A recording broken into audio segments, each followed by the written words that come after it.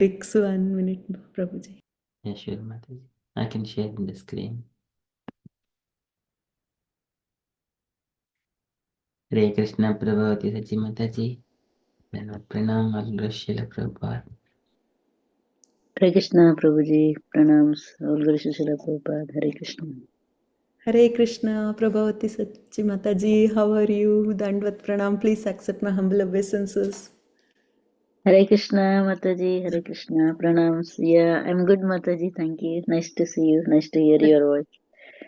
The same, Mataji. Yes. Hare Krishna, Swarup Prabhuji. Hare Pranams to the Krishna Mataji, Dandavat Pranams, all Gurus to Srila Prabhupada. All Guru Srila Prabhupada. Okay, so Hare Krishna. नमामीश्वरं सच्चिदानन्दरूपं लसत्कुण्डलं गोकुले व्राजमनं नमामीश्वरं सच्चिदानन्दरूपं लसत्कुण्डलं गोकुले व्राजमनं यशोदाभियो लोकलादवमानम् परामृष्टमत्यन्ततो धृतगोप्या रुदन्तं मुहुर्नेत्रयुग्मं मृजन्तं कराम्बोजयुग्मेन शातकनेत्रं मुहुश्वासकं पात्रिरेखान्तकण्ठा स्थितग्रैवं दामोदरं भक्तिबद्धम् इति दृक्स्वलीलाभिरानन्दकुण्डे स्वघोषं निमज्जन्तम् आख्यापयन्तम् तदीयेषितग्नेषु भक्तैर्जितत्वं पुनः प्रेमतस्तं सतवृत्तिवन्दे वरं देवमोक्षं न मोक्षवदिं वा न चैनं वृणेऽहं वरेषदपिह इदं ते वपुर्नाथा गोपालबालं सदा मे मनस्याविरष्टं किमन्यै इदं ते मुखाम्भोजम् अत्यन्तनीलैर्वृत्तं कुन्तलैः स्निग्धरक्तैश्च गोप्या मुहुश्चुम्बितं बिम्बरक्तादरं मे मनस्याविरष्टं मलं लक्ष्यलभ्यै नमो देवदामोदरनन्तविष्णु प्रसीद प्रभो दुःखजलाब्धिमग्नम् कृपादृष्टिवृष्याति दिनं बतानु गृहाणेश मामग्नं हि दक्षिदृश्यै कुबेरात्मजौ बद्धमूर्तैव यद्वत् त्वयौ मोचितौ भक्तिभजौ कृतौ च तथा प्रेम भक्तिं स्वकं मे प्रयच्छ न मोक्षे ग्रहो मेऽस्ति दामोदरेह नमस्तेऽस्तु धाम्ने स्पृहदीप्तिदाम्ने त्वदीयोदरायाथ विश्वस्य धाम्ने नमो राधिकायै त्वदीयप्रियायै नमो अनन्तलीलाय देवाय तुभ्यं नमो राधिकायै त्वदीयप्रियायै नमो अनन्तलीलाय देवाय तुभ्यं नमामीश्वरं सच्चिदानन्दरूपं लसत्कुण्डलं गोकुले व्राजमनं यशोदाभियो लोकलादवमानं परामृष्टमत्यन्ततो धृत्य गोप्या हरे Krishna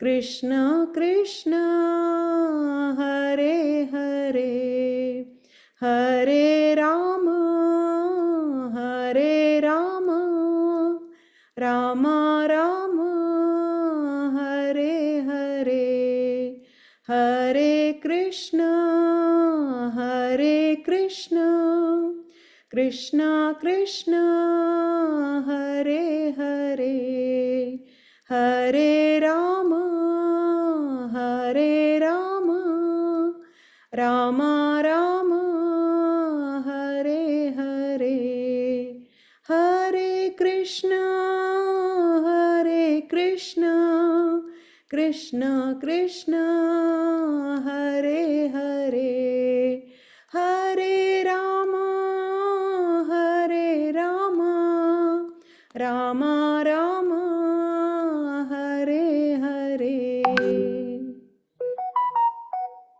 Hare Krishna.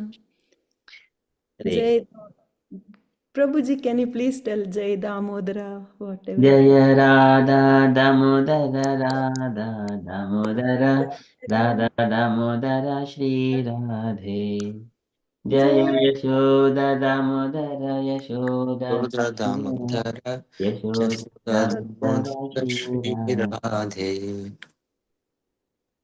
Hare Krishna. Thank you, Prabhuji. Thank you so much. So beautifully sung, Mataji. So divine. Yeah. So mesmerizing. Thank you so much, Prabhuji. Very beautiful. Thank you so much, Mataji. Okay, so with that one, is the Kirtan. We shall move to the next, and also we got Pawan Prabhuji joined. Hare Krishna, Pawan Prabhuji. Please accept my obeisances. Srila Prabhupada, thank you for joining. Hare Krishna Prabhuji. Please accept my humble obeisances. Hare Krishna. Okay, Thank anyone would like to do the Mangalachan prayers? Pawan Prabhuji, would you like to try? Yes, Prabhuji. Yeah. Are you sharing screen? Okay. Yes, Prabhu.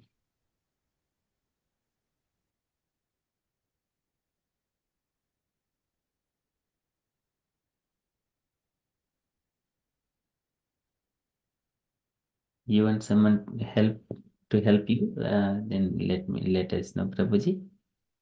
Okay. Yeah. Hare Krishna Prabhuji. I'm going to start now. Om Ajnana Timirandasya Jnananjana Salakaya Chakshur Unmilitam Yena Tasmai Shri Gurave Namaha Shri Chaitanya Manobhistam Stapitam Yena Bhutale Swayam Rupa Kadama Yam Tadati Padantikam Vandeham Sri Guru Sri Yuta Padakamalam Sri Guru Vaishnavamscha Sri Rupam Sagrajatam Sahagana Raghunatana Vitam Tam Sajivam Sadvaitam Savadutam Parijana Sahitam Krishna Chaitanya Devam Sri Radha Krishna Padam Sahagana Lalita Sri Vishakhan Vitamscha He Krishna Karuna Sindho Dina Bandho Jagatpate Gopesha Gopika Kanta Radha Kanta Namostute तप्त कांचन गौरांगी राधे वृंदावनेश्वरी वृषभानुसुते देवी प्रणमामि हरे प्रिये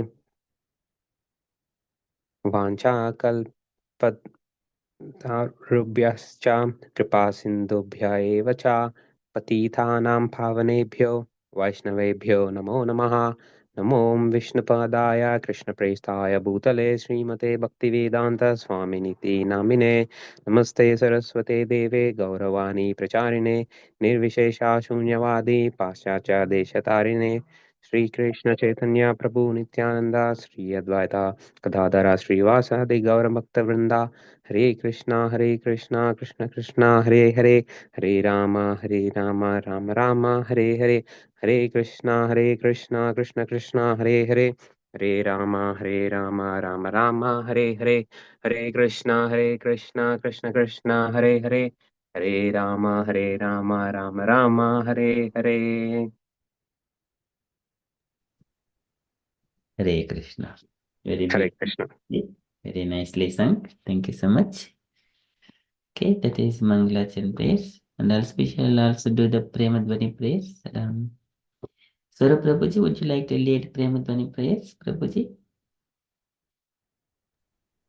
Sure, Prabhu. And if you do until up to key, so we will follow behind with Jaya as a sound response. Sorry, Prabhu, say again once more, please. So if you do up to here, until to key at every statement, and we Yes, all follow behind with Jaya as a response. sure, Prabhu.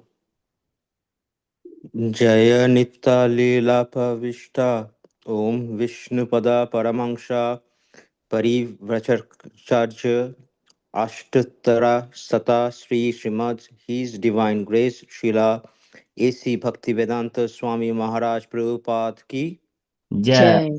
Jai. Jaya Om Vishnupadaya Paramahamsa Parivraj Acharya Ashtatara Stata Sri Srimad Bhakti Siddhanta Saraswati Goswami Maharaj Prabhupada Ki Jai. Ananta Koti Vaishnava Vrinda Ki Jai. Namacharya Haridas Thakur Ki Jai. Jai. ISKCON Founder Acharya Srila Prabhupada Ki Jai. प्रेम से कहो श्री कृष्ण चैतन्य प्रभु नित्यानंद जय अद्वैत गदाधर शिवासादि गौर भक्त वृंद की Jai. Jai. Shri Shri Radha Krishna Gopa Gopinath Shyam कुंड राधा कुंड गिरि गोवर्धन की Jai. Vrindavan धाम की Jai. Mathura धाम की Jai. Nabadwip धाम की Jai. जगन्नाथपुरी धाम की Jai. गंगा माई की Jai. जमुना माई की Jai. तुलसी देवी की Jai. भक्ति देवी की Jai. संकीर्तन जगना की Jai. बृहद मृदंगा की Jai. समवेत भक्त वृंद की Jai. गौर प्रेमानंदे हरि Hari हरि Hari बोल। Bol. All glories to the assembled devotees. Hare Hare Krishna. Krishna. All glories to the assembled devotees. Hare Krishna. All glories to Sri Guru and Gauranga. Hare Krishna. Thank you, Srila Prabhupada. Thank you, Prabhuji. Very Prabhupada. beautifully led Premadvani prayers. Very nice. Thank you, Prabhuji. Thank you. Okay, we got Usha Mataji as well. Hare Krishna with Usha Mataji. And with Pranam and Srila Prabhupada. Thank you for joining. Okay, so we shall move on. We got Jay Vaid Mataji now here in the Sangha. Hare Krishna Mataji. Are you ready to take over the screen? Am I starting now? Okay. Yes, Mataji, please. Oh.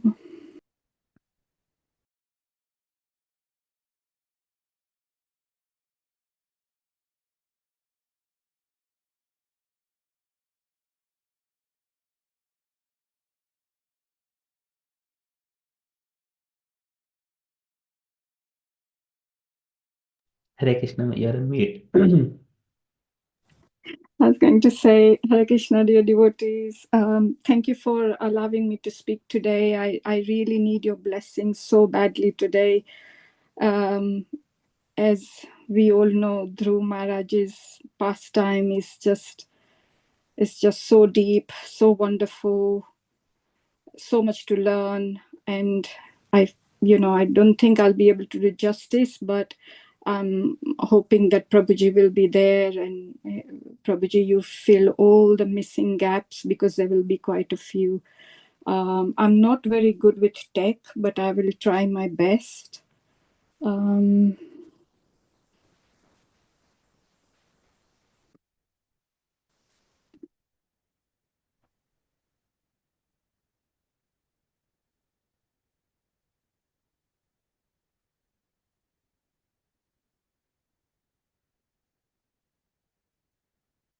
Set it up.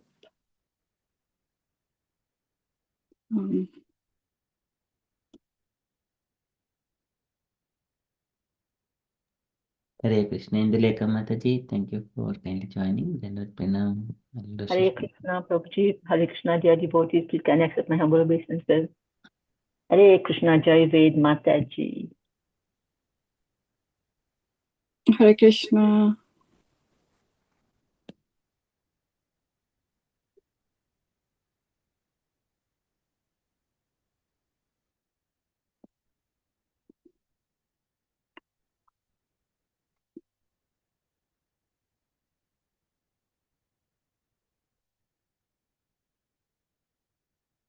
Okay, tell you what.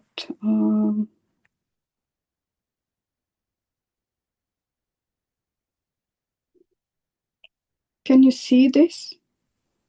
Yes, Mataji.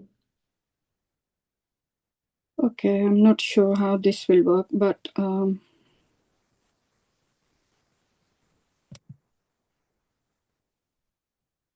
okay. I just thought that I will start with a little bit of a quiz. Sorry for the delay. I thought I'll start with a little bit of a quiz from the previous chapter.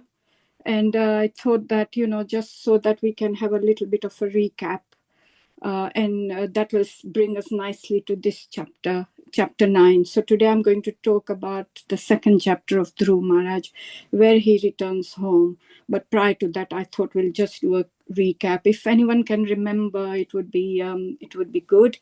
So if you can remember, what are the causes of devastation? Please name at least 4.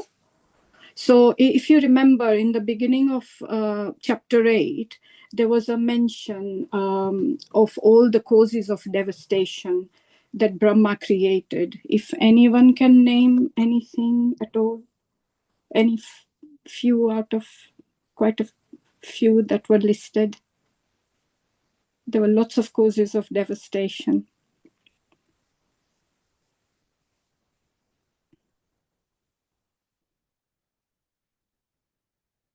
Okay, I'll say. So one, yeah, go on. Yeah, Hare Krishna Mataji. Is it when Brahma created there are, I think, total 5. One is like is it like related to greed? Yes. Or yeah. Yes, and then you're on the right path. Yes, greed. And lust and anger. Yes. And also ego. And yes. Self-esteem. And then yes. So yeah, you are doing good. You're doing good. And then most of the things that we need, desires as well, so which all lead to devastation. So he has created all this, and who realizes is that that's not the world and goes into bhakti, and then they attain spiritual life. So I might miss a couple of things, but you can. No, yeah. So there was a mention of harsh speech, cunning, Yes, cheating, cheating, irreligion, Maya, and all Maya. those things. Yeah. Yeah. Okay. Thank you so much. And that was really good. Thank you. Thank you. And just these are very simple questions. The names of Dhruva Maharaj's parents and great grandfather and grandfather of Dhruva Maharaj. Can anyone mention any of those? What was mother's name, father's name? Mother's name was Suniti, father's name was Uttanpad, and grandfather was Manu, and then great grandfather was Brahma. Yes, thank you very much. And then do you remember, anyone remember what were the harsh words that were said by Queen Suruchi to Dhruva Maharaj? Because as you know, Dhruva Maharaj was trying to get onto the lap of his father, but Queen Suruchi wouldn't let him because Uttampada was, Uttam, his stepbrother was there. And Suruchi didn't want Dhruva Maharaj to get on the lap of the father. So what were the harsh words said? Oh, if you want to sit on the lap of your father, you have to take birth from my womb. Yes. You're the son of a maid servant, something like that. Yes. So if you want to sit there, firstly, you're not qualified at all. And then if you desire to sit on the throne, then you will have to satisfy Lord Vishnu. And then only when you have undergone severe penances, you then come back, and then you take the birth from my womb. Those kind of words she said. Okay, thank you. So then Dhruva Maharaj then obviously was taken aback. He was really upset by the harsh words, because we mentioned last time that he was only 5 years old. He was he's a Kshatriya. So things really got to him. And he was really upset, and he started trembling, and he then ran to his mom, Suniti. And he mentioned to her all the things that were said. And so what did Mother Suniti say to Dhruva Maharaj? Hare Krishna Mataji. Yes.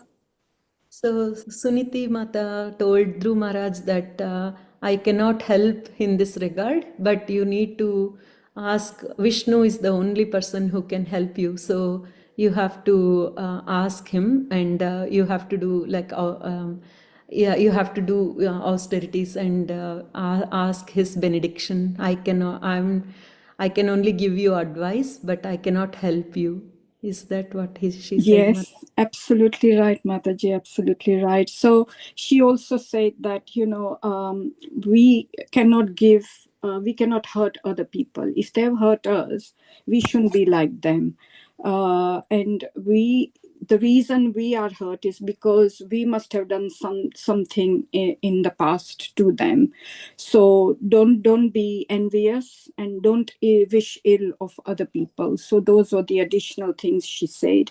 And then because she knew that Dhruva Maharaj's desire was so big, even bigger than, he wanted a kingdom even bigger than not just the grandfather, but the great grandfather as well. She knew that the only person who would be able to help would be Lord Vishnu, and she was a big devotee of Lord Vishnu, and she asked him to take shelter of Lord Vishnu. So yes, thank you, Mataji. You are very right about that. What advice did so then when he leaves the palace, Narad Muni meets up with him, and Narad Muni, so the Lord in the heart of Dhruva Maharaj realized what Dhruva Maharaj was about to do. So he sort of sends his devotee Narad Muni to guide him. So Narad Muni meets up, and so what advice did Narad Muni try to give initially to Dhruva Maharaj? So what sort of things did Narad Muni tell Dhruva Maharaj? He advised Dhruva Maharaj to go home, because Dhruva Maharaj was still very young, and that it would be difficult for him. Also, that if he goes to the forest, there are wild animals who would attack him, and he didn't encourage him to go to the forest at the beginning. But then when he saw how adamant Dhruva Maharaj was, then he would counsel him. He would advise him, give him the mantra, and kind of initiate him also. Yes, yeah. So yes, so that comes under the process. So the advice, you're right, Mataji, all the things you said. But in addition, then also he said that your stepmom obviously has insulted you and everything, but you shouldn't take it to heart. Honor and dishonor are just, part and parcel of one's life, and they are past. They are the result of the previous karmas. So you shouldn't be happy or sorry under any circumstances. And then in addition, he also said about how you should behave with 3 types of people. So if you remember, he said that if anyone is more qualified than us, we should be happy for them and not be envious. If anyone is equal to us, then we should just be like friends to them, and we should not be very proud of anything that we are doing. So if people who are equal to us and who are less qualified than us, then we need to be kind to them. We need to show them compassion. We need to guide them, and we should not judge them and just help them. So that those are the things that Narad Muni told Dhruva Maharaj. And then he said that because then Dhruva Maharaj still wouldn't listen, he said, I'm a Kshatriya. At this moment in time, I'm not ready to take all this lovely advice you are giving me. I know what you are saying is right, but I'm just not ready to follow. Just tell me, what I need to do. And then Narad Muni then describes a process to him that Dhruva Maharaj needed to follow. Does anyone know about that?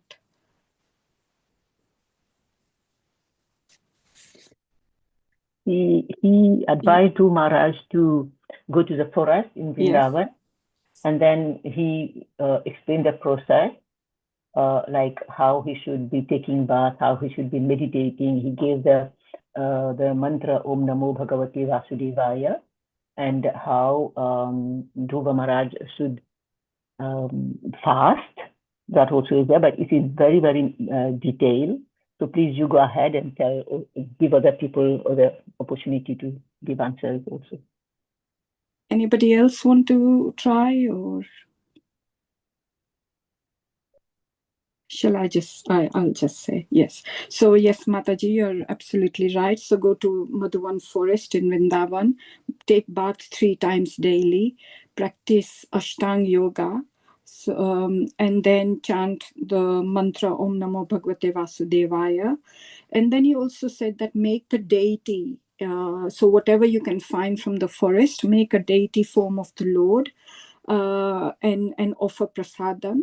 He also described the form of the Lord, and that was so wonderful. So the form of the Lord, the description of that form of the Lord was so wonderful. So, but he described, so that then Dhruva Maharaj, because obviously Dhruva Maharaj had never seen the Lord, but he needed to meditate. So that form of the Lord, then that description, he kept it in his heart so that he can then meditate upon that form.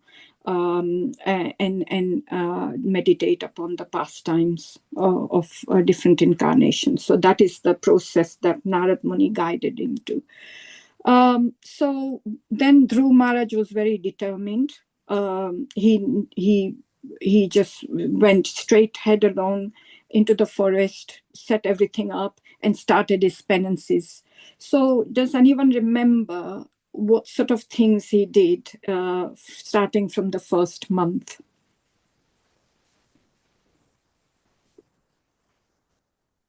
Small, He lived. Okay, go ahead. Go ahead, Prabhuji. Go ahead. You go ahead. small fruits. Yes. Anything else? That is Triratrante Kapitta Bhadrashanah. Atmurukyanusarena Masam Ninni Archayan Harim. So that is for every 3 days he used to eat the fruits and small berries. In such a way, he accepted those things and then worshipped the Lord. Hare Krishna. Thank you. Yes, thank you. So the very first month, yes, you're right. Every 3 days, he would eat fruit and berries. Then, so if you remember, this would be easy to remember. So 3 days, 6 days, 9 days, 12 days, and so on like that. So the first month, fruits and berries every 3 days. The second month, it was eating grass. And now the figure has increased to 6 days. So grass and leaves. And then the third month, it increases to 9 days, and he would drink water every 9 days. The fourth month, he inhaled air, and that would be every 12 days. And then by the 5th month, he stood only on one leg and concentrated his mind fully on the Lord. So by the 5th month, he was quite deep into all this. And so as a result of all these austerities, what happened? There was fire emanating everywhere in the whole universe, and it was so hot, and then fire emanating. And then all the Devatas, they went to see Lord Brahma, saying what was happening.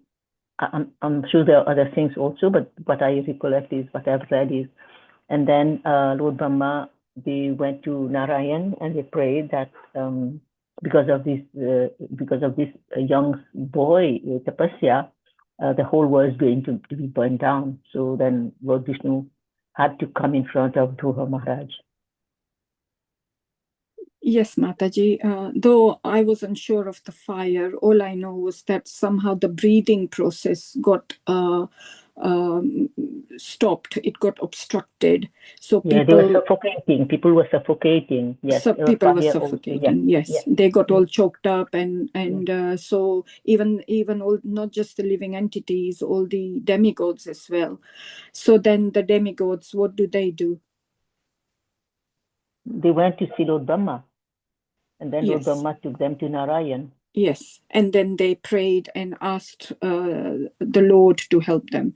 So then here we come. So that's where it ends, that the Lord then assures them and says, don't worry, I will now go to Dhruva Maharaj and I will speak to him. So then the Lord gets on his, the Garuda, and then he comes to the forest and pays a visit to Dhruva Maharaj. So this is where we would start chapter 9. So in this chapter, we are just going to cover these things. So the Lord goes to see his devotee Dhruva Maharaj. Dhruva Maharaj will offer beautiful prayers to the Lord. And then Dhruva Maharaj will also repent, lament for what he had asked for.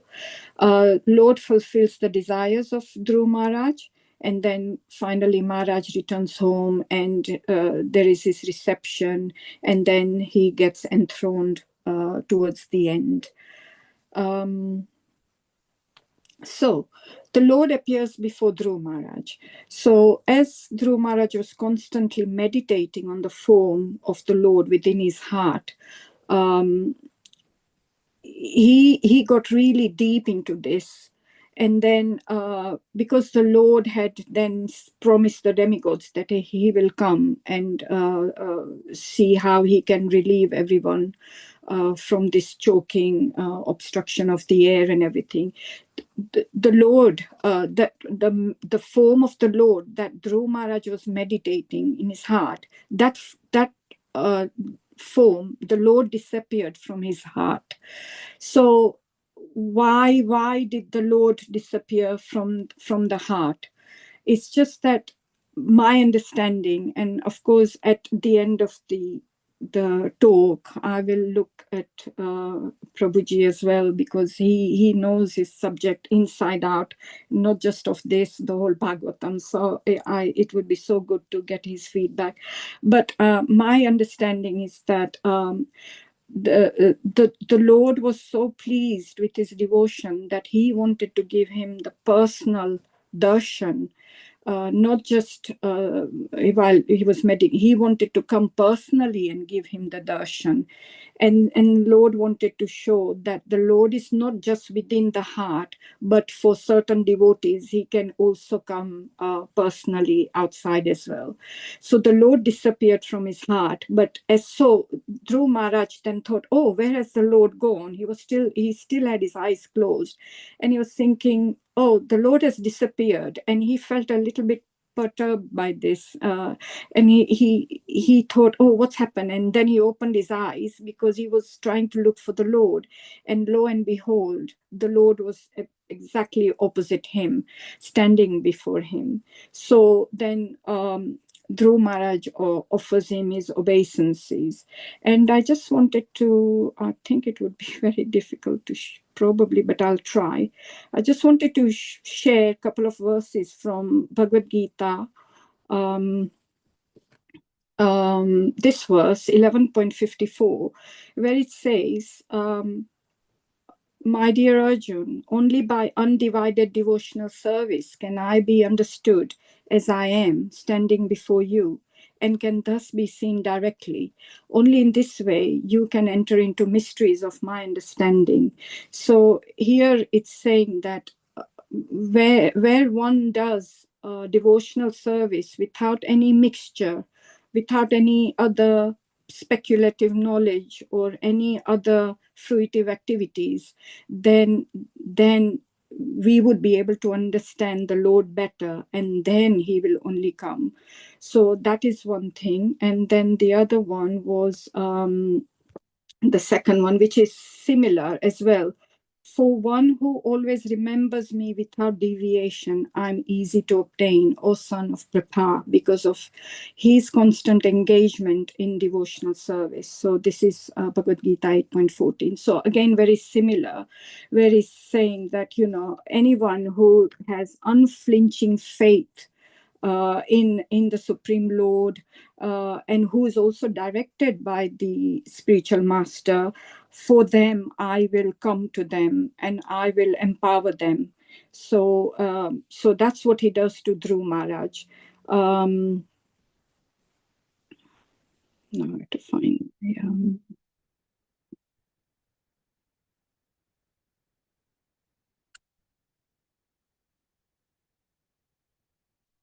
So he then comes before Dhruva Maharaj that way. And as soon as the Lord comes, obviously Dhruva Maharaj was absolutely awestruck. He was like, oh, what's this? He was like beyond words. He couldn't speak. And he just fell flat on, you know, on the ground. And he just wanted to just hug. He just wanted to embrace, touch the feet of the Lord, the lotus feet of the Lord. He wanted to kiss the lotus feet of the Lord. He just wanted to embrace him. And so it's indicated that Dhruva Maharaj developed 8 kinds of transcendental ecstasy in his body when he sees the Lord face to face. So I think I've heard before, and maybe Prabhuji might have said it. So 8 kinds of transcendental ecstasy. If anyone knows anything, then please say, but I have got a list here as well.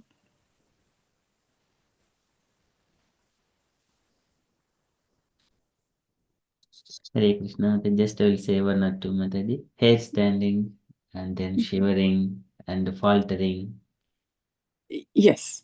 Yes, so in this case, he was faltering. His speech, he stopped almost speaking because he was overwhelmed. Hair stands on end, faltering voice, trembling, change of color, flushing, and tears also sometimes. And then this longing for someone. Sometimes people also have loss of consciousness. And I don't know much about Chaitanya Charitamrita that much, but I know Chaitanya Mahaprabhu used to go into ecstasy, even just thinking about Lord Krishna or Radharani or some, you know, and he would go into that. So something like that. So yeah, that's the 8 kinds of transcendental ecstasy that one can go through if one really gets overwhelmed. So then the Lord shows mercy on Dhruva Maharaj. So Dhruva Maharaj, he was only 5 years old. He was inexperienced. He couldn't speak much, but he wanted to so much. And the Lord understood his awkwardness. So he then, out of his mercy, he touched the forehead of Maharaj with his conch shell. And it is said that that conch shell is non-different to the Vedas.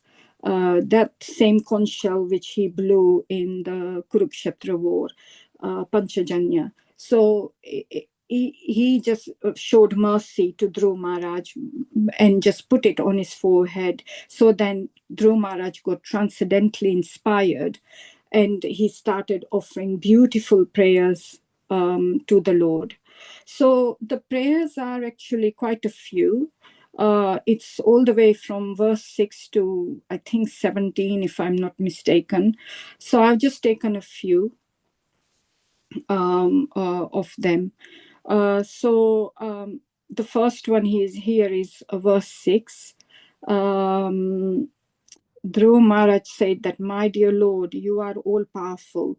After entering within me, you have enlivened all my sleeping senses. my hands, legs, ears, touch, sensation, life force, and especially my power of speech, let me offer my respectful obeisances unto you.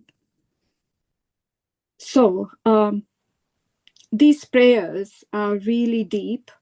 And again, I don't think I'll be able to do full justice to this, but I will make an attempt. So here it's saying that you have enlivened all my sleeping senses. Why do you think he said that you have enlivened all my sleeping senses? So my understanding is that if until you have come to that point of devotional, where spiritual, on the spiritual platform, until then, whatever senses you are using, they are almost as sleeping. So once you start getting enlivened, or you come into contact with devotees and devotional service, then slowly by slowly your senses will start awakening, and then you will start using them in the correct way, how they should be used, because at the end of the day we are all part and parcel of the Lord, and we should be using our senses to serve the Lord. So we, just a bit like how children look after their parents, we should be serving the Supreme Lord. And the prime example that comes to my mind here is Ambrish Maharaj, where he used each and every part of his limb to devote for the Supreme Lord, and he used all his senses. So his eyes, he used his eyes to look at the form of the Lord. He used his ears to listen to the glories of the Lord. Shravanam, Kirtanam, Smaranam. He would always be thinking of the Lord. He would just be using his hands to clean the temple, clean the deities, the temples. He would use his legs to visit the temples. He would just almost everything, all the time he would be purifying. Never was a time where he would not be thinking of the Lord. And this is the stage where one needs to come to, then their senses will be purified. So this is what Dhruva Maharaj means, that my senses were sleeping, so they need to be purified by engaging in the service of the Lord, and by putting it to good use, and not by putting it to doing material things. So that's my understanding of this particular verse here. Then with this one, my Lord, you are the Supreme One, but by your different energies, you appear differently in the spiritual and material worlds. You create the total energy of the material world by your external potency, and after creation, you enter within the material world as the super soul. You are the Supreme Person, and through the temporary modes of material nature, you create varieties of manifestation. Just as fire entering into wood or different shapes burns brilliantly in different varieties. So you can see some of these purports are these translations, and purports are another thing. Even the translations are really deep. So here it's saying that your different energies. So firstly, my understanding is that all the energies started with spiritual energy. But because then they come into contact with the material world, then they turn into like more illusionary type of energy.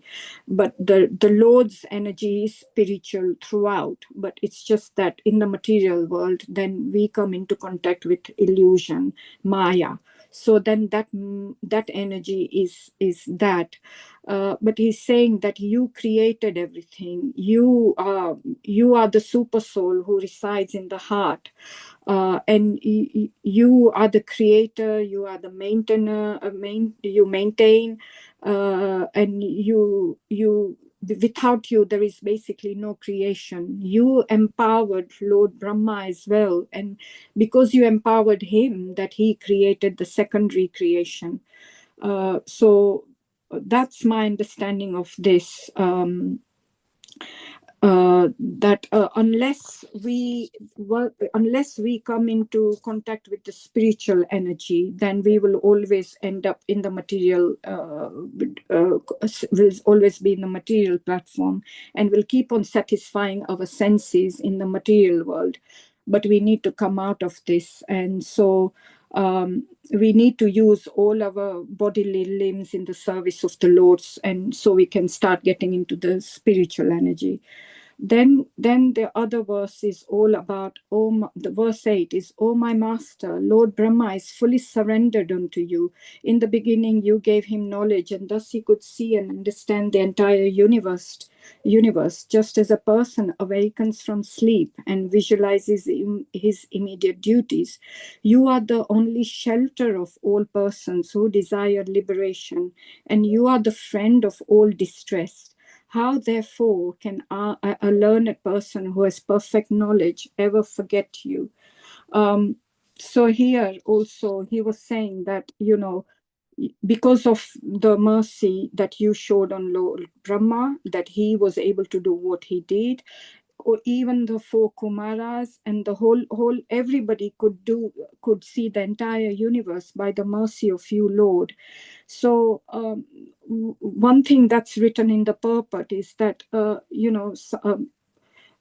someone can really sleep, not sleep for whole day. They can say that I've abstained from sleep, oh, I'm so good, this and that, but if they don't come into the spiritual platform, then they might as well be sleeping. So similar to what Dhruva Maharaj said as well, that my senses are sleeping.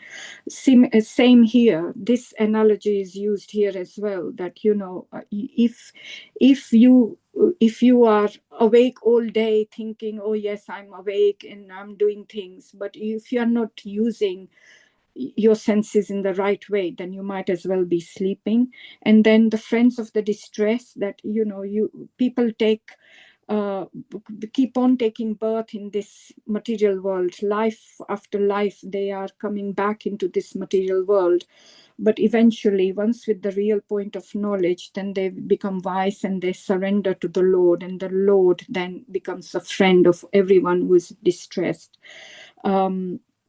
So basically, the Lord gives us an intelligence from within. He gives us more understanding, more intelligence from within, so we can awaken our senses. Then there was this one here, that my Lord, the transcendental bliss derived from meditating upon your lotus feet or hearing about your glories is so unlimited that it is far beyond the stage of Brahmananda, wherein one thinks himself merged in the impersonal Brahman as one with the Supreme. There is temporary blissfulness of elevating oneself to the heavenly planets, but he falls down in due course of time. So here it's saying that we get a lot of transcendental bliss when we meditate upon the lotus feet, when we are always listening, Shravanam, Kirtanam, we are hearing of the glories of the Lord. And it's saying that, sometimes the yogis, the gnanis, they get their bliss by reaching the heavenly planets, but with your glories, they are so unlimited that it's even beyond the heavenly planets. Whereas the other planets, you can reach there, but you will fall down, because once your credits are done, then you will fall down.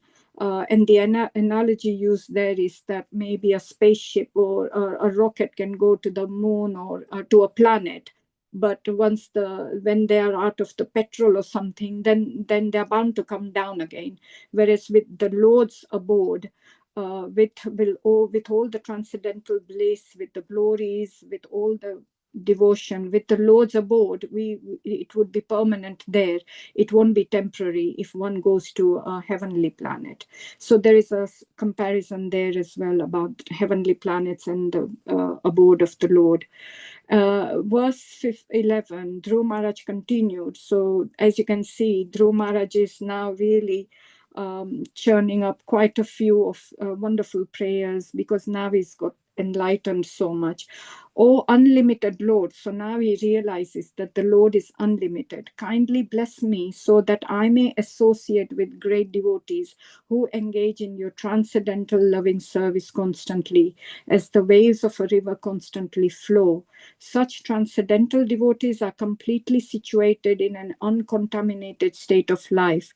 By the process of devotional service, I shall surely be able to cross the nascent ocean of material existence, which is filled with the waves of blazing fire-like dangers. It will be easy for me, for I'm becoming mad to hear about your transcendental qualities and pastimes, which are eternally existent. So you can see these translations and purports, they are just so deep. And here it's saying the association of great devotees. And I have to say from the bottom of my heart that I'm so thankful with all of your association, which from each and every one of you, I'm learning so much. So thank you for that. And here he's saying the same thing as well, that this is so important, because they are the ones who will who will ensure that, this life of the material life, you would be able to cross the ocean easily, because the ocean is filled with so many dangers. But with the association of great devotees, pure devotees, that will be made easy. And so he's realizing that. With all his prayers, actually, one thing I noticed, that he's talked a lot about devotees and devotional service. I don't think there was even a verse where devotional service and a devotee was not mentioned.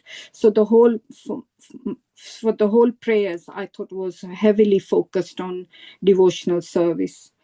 Verse 15, again, your unbroken transcendental glance, you are the supreme witness of all stages of intellectual activities. You are eternally liberated, so all these wonderful things. Yes, you got 6 opulences. You are master of 3 modes of material nature. You are different from all living entities. So there is a comparison between living entities and Supreme Lord. Supreme Lord is not affected by the 3 modes of material nature, whereas we are. He knows what our past, present, and future is. We don't know anything. He's the super soul. He sits in our heart, so he knows everything. He's full of 6 opulences. So all these wonderful things that Dhruva Maharaj has realized. And he said, you are the witness of everything. You sanction everything. You witness everything. So, you know of all our activities, what we are doing. So your existence is situated in pure goodness, but and we are not. It's only we need the association and devotional service to come to that level. Then verse 17, as you can see, there are few gaps, because there are quite a few prayers, but just to keep myself in time, I've just chosen the one that I thought were nice. But then again, it's very subjective, because actually all the prayers, all the verses are really good. So in this one, he says that you are the supreme personified form of all benediction. Therefore, for one who abides in your devotional service with no other desire, worshipping your lotus feet is better than becoming a king and lording it over a kingdom. That is the benediction of worshipping your lotus feet.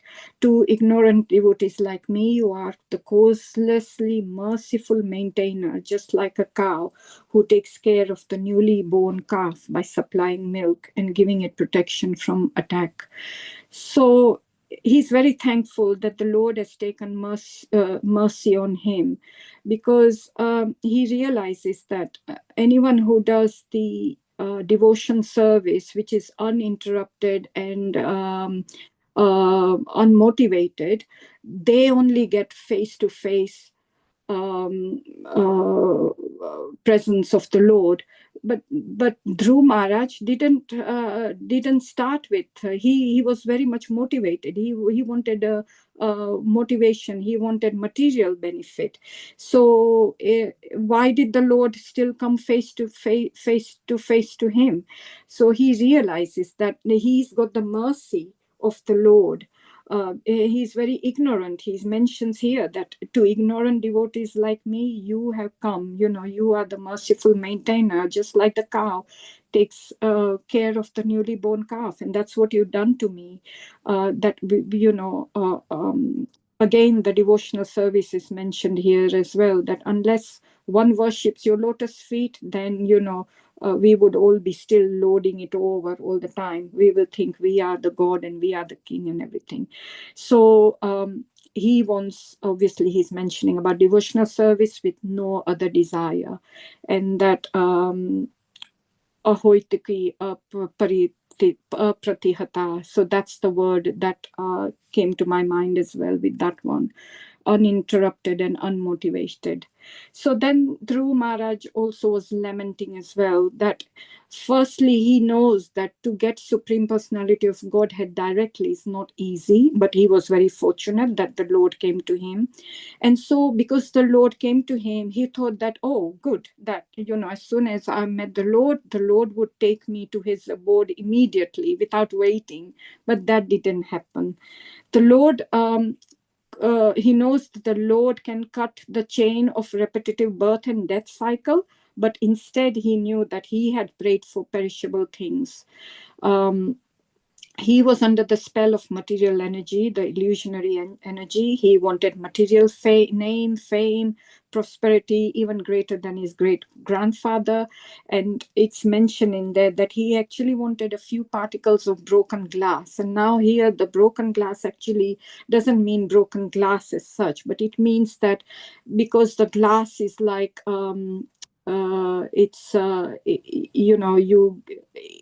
it gives like a lovely effect. So it gives an illusion that you are looking at diamond, but in fact it's not. The real diamond is something else. And he realized that he was actually just searching for few pieces of broken glass, which he thought were like diamonds, but in fact the real diamond was something else. The real diamond, he realized, was this devotional service to the Lord, and because of that he got this unlimited bliss, and that he got. And then he realized that the reason he started all this was because he wanted to take revenge on his stepmother, and he saw his brother as the enemy. So the Lord fulfills Dhruva Maharaj's desires.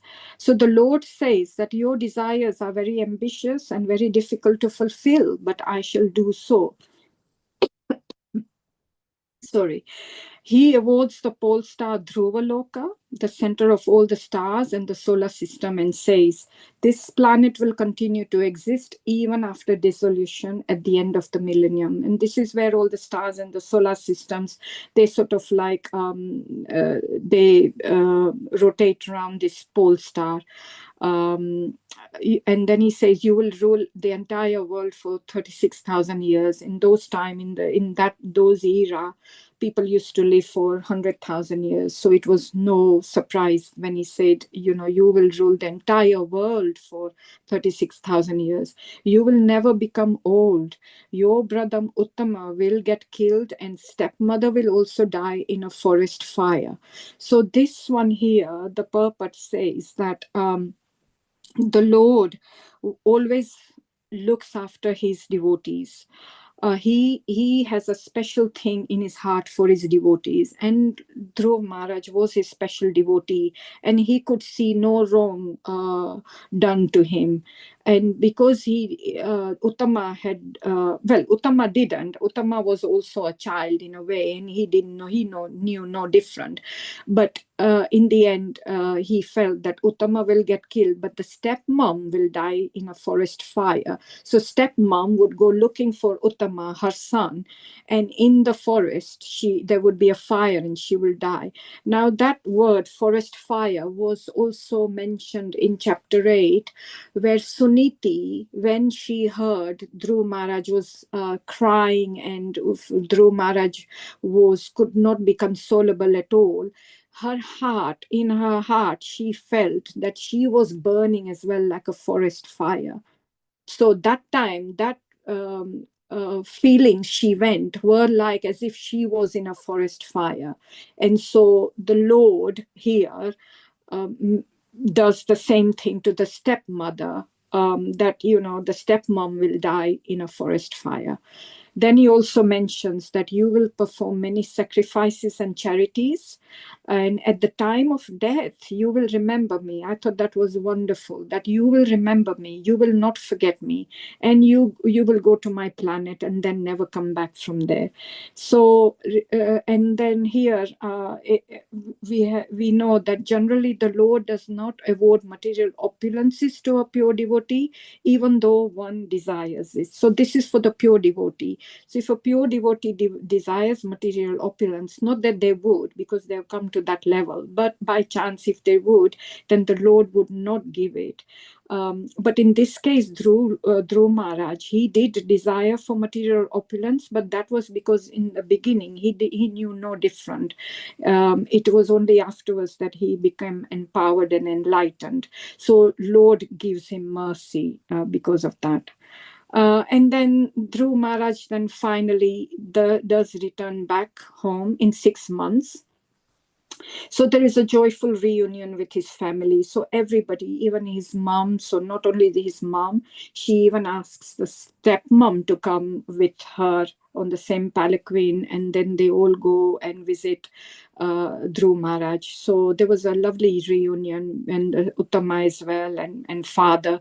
And father was lamenting. So when father found out that Dhruva Maharaj had gone to the forest, father felt really bad as well. But Narad Muni comes and assures him that, don't worry, your son will be fine in the forest. So now he was so overjoyed that Dhruva Maharaj is coming home. So then they have a lovely reunion.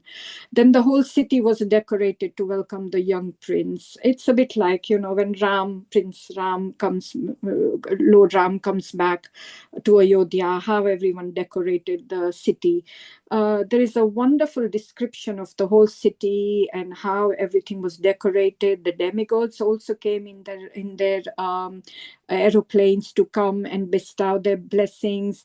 Beautiful songs were sung by the ladies. Dhruva Maharaj lived in the palace, and there is a beautiful description of the palace even, which I must admit I have not seen before in other because my knowledge is not good. I know the abode of the god, there is a beautiful description, but this was in the material world. And it said that the walls, the gardens, the walls were all full of jewels and emeralds. The beddings and furniture, the beddings were white as milk and so soft. The furniture was made of gold. The gardens had all the heavenly trees planted in them. And the whole palace was full of emeralds and jewels and everything. And then so he comes back there, he lives there with his family. And then when Maharaj was suitably mature, then he was enthroned as the emperor by his father. So some learnings from this chapter, and I'm coming to an end, as you can see, that why was Dhruva Maharaj able to see the Lord just within 6 months of austerities? Because we have seen that so many other people who have spent lifetimes and lifetimes, birth after birth, and they still have not managed to see the Lord face to face. But Dhruva Maharaj managed to do that in just 6 months. And why is that? So the reason is that because his desire was so pure, he desired so big, but it was so pure and it was so strong. His endeavor that he did he took no shortcuts. He didn't want just to do something as a shortcut so that he could do his penances. No, he did everything as he was instructed. So he was so sincere, he was so determined, and he followed his guru's instructions. So that's the most important point as well, that without the guru, no one can progress. And he really took his instructions, Narad Muni's instructions, so seriously, and he followed it like a T. And then finally, without the Lord's mercy, that can never happen. So it was because of that as well that the Lord took mercy on him. So it says that the age, caste, education, wealth, status, gender are of no qualification to please the Lord. He is only impressed by one's sincere devotion.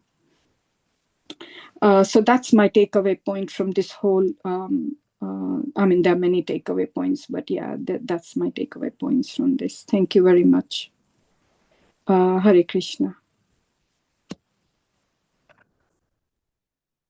Hare Krishna. Thank you so much, Mataji. Very beautifully presented Dhruva Maharaj's passings and about his prayers. And so even later on, when Dhruva Maharaj was blessed by the Lord, even the Suriti, so far, whatever the words she has mentioned before, the harsh words, they will turn into in a different way. She even blessed Dhruva Maharaj with Jiveti, Parishudhya Aha Jiveti. Oh, my dear child, you live long. And Bashpa Gadgadaya Gira, that Suriti, she cries for the sake of with Dhruva Maharaj with love. So this is again described. So, but still, whatever the harsh words she has used before, and now the boy turned into a devotee. Now she is using this Surichistam Samutapya Padavatam Adbakam and Parishwadjaha Jiveti Bhashpagadgadaya Gira. Now she is now turning herself into so inclined towards Dhruva Maharaj with love and affection and blessing him to live longer. But still, at the end, what has happened? She went to the forest. Uttama was died, and Uttama was died, and also Suruchi was also died. So just one point, just to reflect. Even though she turned herself into good later on, but whatever she has done, and then the destiny is already fixed for that one. Okay, so just one point. Thank you so much, Mataji. And I request dear devotees, if you have got any questions or you wanted to share anything, kindly ask questions or kindly share. Can I say something too? Yes, Prabhuji. First of all, it was such a nice class, Javid Mataji. It was so well prepared, so well described all the points. So it was really, really very, very, very nice. One point I was reflecting on in one of the slides, it was I think slide 9 or 10, where it is talking about, about Brahman, and Brahman is not the ultimate. Prabhu, my question is that though, so it's very clearly being mentioned about the Brahman being there, but then it's the Supreme Personality. Then how the confusion comes from the Advaitavads about this? It's in a different subject, but I was just thinking about that. Hence, I'm asking. So, if you think it's appropriate to answer in a different place, is okay, Prabhu. That's a very good point, Prabhuji, you have mentioned. So here, actually, the Lord Shiva has appeared as a Shankaracharya. He has spread Mayavada philosophy. So he is a devotee. So Vaishnavanam Yathashambhu. He is a devotee, but on the instruction of Krishna, to Lord Shiva, and Lord Shiva has appeared so that Dwaparayam Yuge Bhutva Kalaya Manushadishu. At the end of Dwapara Yuga, beginning of Kali Yuga, Swagamaihi Kalpitahi Twamcha. You give the misinterpretation or the different meanings to the Vedas. Kalpitahi Twagamaisha Janan Mad Vimukanukuru. Make the people who are posing themselves as the devotees and trying to do different things. So such kind of people make far away from me. So Shankaracharya has appeared. Though he is a devotee, he has given so many other things to us. He also mentioned Ekam Shastram Devaki Putram Eko Devo Devaki Putra Eva. And likewise, he also mentioned in the Gita Bhashya, but he has given in the Sharirika Bhashya that Brahman is the highest thing. Likewise, he was mentioning that is called Mayavadam. Vedante tu Mahashastre Mayavadam Avaidikam. It is Avaidikam. So it is also described. This Lord Shiva says to Mother Parvati, describing how he has expanded this Mayavada philosophy. Because of that, many people, they are also bewildered. But even though Bhagavad Gita clearly says that Krishna is Supreme Personality of Godhead, but still, because Yenya Aravindaksha Vimukta Maninaha Tvayashta Bhavad Avishuddha Buddhayaha, because their intelligence is not yet purified, though it is not purified, and though they are performing so many austerities and penances, Aruhya Kuruchirena Param Padam Tataha Padantyadaha Anadruta Yushmadangarayaha. Though they perform so many austerities and penances, but still they fall down because they make mistakes at the lotus feet of the Lord. So it is that's why Prabhupada many times he condemns Mayavadis. They could not take the direct meanings of Bhagavad Gita as it is. They will misinterpret. They will give different things. Srimad Bhagavatam is the direct commentary on the Vedanta Sutra. Prabhupada Vyasadeva only compiled the Srimad Bhagavatam, and he is the author of Vedas and also Vedanta Sutra. He also mentions that Bhagavatam is a natural commentary. It is describing everywhere Krishna Supreme Personality of Godhead. Krishna is the Bhagavan Swayam, but still people are not able to take it. It is called, there are two kinds of illusory energy. One is the covering illusory energy and another one is throwing illusory energy. So illusory energy works in different ways. So people who are not having, still who wanted to desire it, that I am Brahman, I am merged with the Brahman, I am equal to the Brahman. So likewise, who are having to that such kind of conception. So this is Yanya Vindaksha Vimukta Maninaha Tvayashta Bhavad Avishuddha Buddhayaha. Their intelligence is not purified. Still they wanted to lord it over material nature. They wanted to become with the Lord. But Kapil Bhagavan says, Naikatmatami Spurhinti Kechin Madpada Seva Abhita Madihaha. My dear devotees, they never wanted to become one with me. Na ekatmatami spruhyanti kechin at any point of time. But here they wanted to merge with the Lord, merge in the Brahman Jyoti, something like that. But that is the initial point only. But beyond that, there is Vaikuntha planets in the Brahma Jyoti. So, but to go into that one, Yanti Anjasa Achyuta Padam, Achyuta Priya Bandhavaha. Only the devotees of the Lord, they will enter into the planets. But other people, they will stay in the Brahma Jyoti only. But that is Kutu Anyat Kal Viplutam, that on one day they will fall down to the material pole. Hare Krishna Prabhuji. Hare Krishna Prabhu. Thanks a lot for explaining. Okay, any other questions, dear devotees, to Jay Vaid Mataji? Hare Krishna Mataji. Please accept my humble obeisances. Actually, the way you have started is so good, actually different to the previous one, and then it connected really good bridge and, dived into today's session very smoothly. So I like the way you started, and very well explained and very good references. And it was, I'm very happy that I'm here today for the class. Thank you so much, Mataji. It's all thanks to Prabhupada's purpose. Honestly, I've just written my notes, but everything is coming from him. It's nothing, so it's him. Thank you. Yeah, all glories to everyone, even devotees. Yeah, thank you so much. Thank you, Prabhuji. Gayatri Mataji wanted to add? Yes, Prabhuji. Hare Krishna, Jai Vaid Mataji. So beautiful, beautifully explained, Mataji. Beginning from questioning us, so we can remember what was the previous, what happened.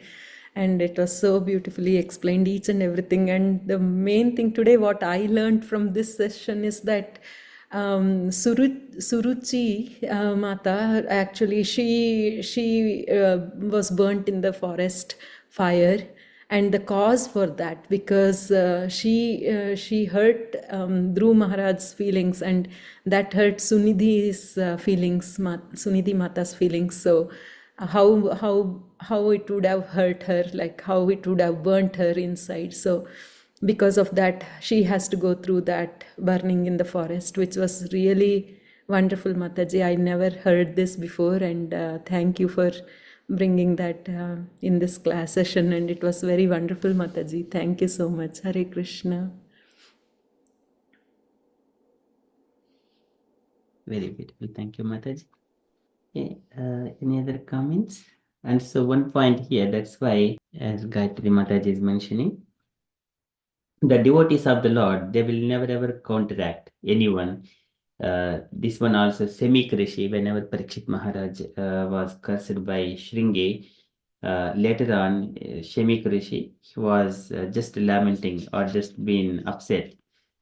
He mentions one very beautiful statement, Tiriskrita Vipralabdaha Saptaha Kiptaha Hatapi Nasi Tatpriti Kurvanti Tad Bhaktaha Prabhopihi. Devotees, they never do counteract to any other opposite people. If someone is saying something harsh words, devotees, they never counteract. They do not argue with them. It is not the nature of a devotee. Even though they are prabhavopi, tad bhaktaha prabhavopi, even though they are potent and able to counteract, but they do not do it. So instead, they have to show yasmin yada pushkarana bhamaya dharantaya sprushtadeha pradugdrushaha kurvanti tatrihi anukampaye krupam nasadvo dhayu bhalat kurye kramam. They should not, devotees, they should not show their divine power on the people who are acting like in the foolish way. Nasadho dhayu balat kurte kramam, Brahma says to Lord Shiva. Because they are in the work, acting in the mode of ignorance or mode of passion in some way or other. But devotees who are really seeing that, they do not counteract, they do not say anything. Instead, they will show kindness upon them, compassionate upon them, because what is going to happen to them in the future because of their activity now. This is Brahma only says that Prudagdiha karma dusho dhrasayaha paroda yenarpita hrudrujo anisham parandhruptaihi vidhanti arundada tan ma avadit daivadan bhavid vidaha tan ma avadit daivadan bhavid vidaha. O Lord Shiva. So here people are working like ignorantly, like Daksha, but a compassionate soul, he should not counteract. He should not do ma avadit. He would not punish. They are already daivavadan. By their acts, they are already punished. It has already happened. By the time they have used their words or the activities, that means then and there itself, their destiny is already fixed. They're going to be punished in the future if you act ignorantly. Tan ma avadit daivadan bhav vidaha. Lord Brahma says. So we need to be very careful. Here the Surichi, even though she has used her words harshly, but later on that thing has happened. But later on, even though she has realized that she blessed Dhruva Maharaj. Okay, so that is further stories. Hare Krishna. Okay. Got any other comments? Yeah. Yes, Prabhuji, just on the same note, you know, and as you mentioned, like devotees never counteract, or if someone insults or someone, provokes them. So the best thing is to probably stay silent, right? Is it our dharma to correct them, or is it okay to be silent? So what is exactly over there? Do we have to teach them, or do we have to walk away? So what is actual dharma there? Like, Good question, Prabhuji. That is very nice question. What is my dharma? So when I'm acting, Am I a father? Am I a mother? Am I a husband? Am I a spiritual master? Am I a god? Or do I have any authority to say something?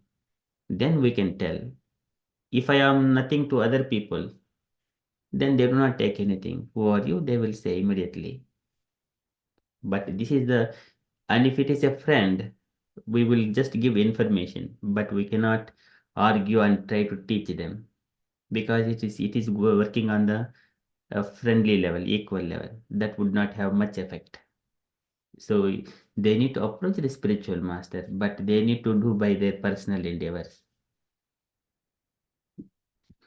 But we give information, but we do not teach them. Perfect. Thank you, Prabhuji. Yeah, makes sense. Thank you so much. Yeah. Thank you, Prabhuji. So beautifully explained. Really very nice, Prabhuji. Thank you. Hare Krishna. Thank you. Hare Krishna, Mataji. Thank you so much. First time I'm listening live to your class. Otherwise, I would listen to the recording. Very nicely presented, very nicely explained. And one thing that I would like to add is why did Suruchi suffered also is, you know, when Dhruva Maharaj went to his mother crying, his mother said, don't keep any grudge in your heart against your stepmother. Before you leave for the forest, go and bow down to her, because she has showed you the two paths. She told you to go to Lord Vishnu. So if she hasn't mentioned that, maybe we wouldn't be thinking, oh, we have to go to Lord Vishnu. But because she has mentioned it, that's why you're going in search of Lord Vishnu. So she is like a guru to you.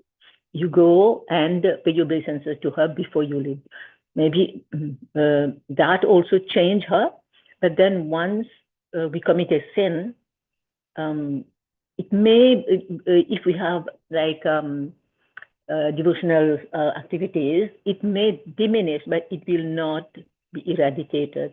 There will be a taint left for us to pray for that. And all this while, I was just thinking about Prahlad Maharaj, how young he was, and how Narad Muni helped him, and also about Narad Muni himself. When he saw the Lord when he was 5 years old, his mother passed away, his father passed away well before. And when he was traveling in the like huge, vast land across the river, mountain, and all, and he was tired, he sat under a tree and he was praying, he was focusing on the Lord, and then the Lord appeared in his heart. That also, just like Dhruva Maharaj, the Lord appeared in his heart and then disappeared. But then the Lord was in front of Dhruva Maharaj, whereas for Narad Muni, the Lord said, no, in this birth, no, in your next birth, you will come to me. So I was thinking about that. So thank you, Mataji. I'm so happy, so glad that you've been able to start giving classes now. You were so hesitating before. Thank you. Hare Krishna. Thank you, Mataji. That was really good what you said. Thank you so much. And Prabhuji as well. Amazing. Thank you. Thank you. Yeah, wonderful. Thank you, Mataji. So the same similarly, Narad Muni, when he was also 5 years old, at the time he was also Narad Muni 5 years, Prahlad 5 years, Dhruva Maharaj 5 years, Parikshit Mahal 5 years, and Uddhava 5 years, and 4 Kumaras, they are in 5 years old. So that is because there is no way for the Kama, Krodha, Lobha, Moha, Mada, Macharas to enter into that boy's time. That is the right time to cultivate all the devotional qualities. When Narada Muni was meditating on the Lord, Jayataha Charanam Bhojam Bhava Nijjita Chetasa Outkancha Asura Kalakshasya Kridi Asin Me Senir Harihi. As soon as Narada Muni he was meditating, the Lord has appeared in his heart, and Jayataha Charanam Bhojam Bhava Nijjita Chetasa Outkancha Asura Kalakshasya Kridi Asin Me Senir Harihi. Lord has situated in his heart. Later on, he has appeared in front of Narada Muni. At the time, because of the tears, he could not see the Lord. Okay, so this is the 5 years old. There is some magic. So when we are desiring that to go to the Goloka Vrindavana, we know how we want it to be there. We don't want it to be otherwise. Desires may overpower us. when we are 5 years old, and here these 4 Kumaras, they are also intelligence personified. They are born 4 Kumaras. Okay, so we need to keep ourselves how we want it to be. So it is just kind of idea for all of us, as there are so many examples in the Srimad Bhagavatam. Thank you so much, Mataji. Okay, any other comments, dear devotees? Gaurangi Devi Mataji. No, Prabhuji, but thank you so much, Mataji. You explained very nicely, described, and Dhruva Maharaj and Suniti, everything. Mataji is a class very nice. Thank you, Mataji. Haribol. Thank you, Mataji. And thank you for coming to my rescue yesterday. Thank you.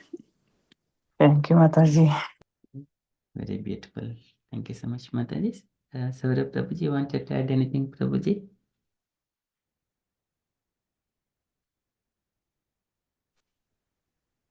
Hare Krishna. Yes, no, nothing to add. Thank you. Very nice class. Whichever whatever part I heard. Yeah, thank you. Hare Krishna. Hare Krishna. Thank you, Prabhuji. Okay, so, and dear devotees, if you have got anything, kindly share. Otherwise, we shall move to the next Narasimha prayers.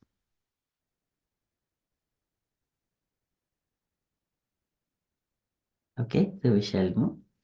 Okay, can I request Swarup Prabhuji and Saurabh Prabhuji and Swarup Prabhuji? Would you both like to do the Narasimha prayers if it is all right with both of you? Hare Krishna. Hare Krishna, Prabhu. I'll follow you, Prabhu. Is that okay?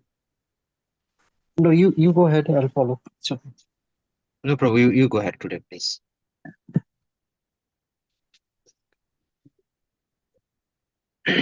Namaste Narasimhaya. Namaste Narasimhaya. Praladadadayine. Praladadayine. Hiranyakashipu vakshaha. Hiranyakashipurvakshaya. Shilatanka nakalaye. Shilatanka nakhalaye. Ito Narsingho Parato Narsingho. Ito Narsingho Parato Narsingho. Yato Yato Yami Tato Narsingho. Yato Yato Yami Tato Narsingho. Bahir Narsingho Hridaye Narsingho. Bhai Narsingho Hridaye Narsingho. Narsinghamadim Sharanam Prapade.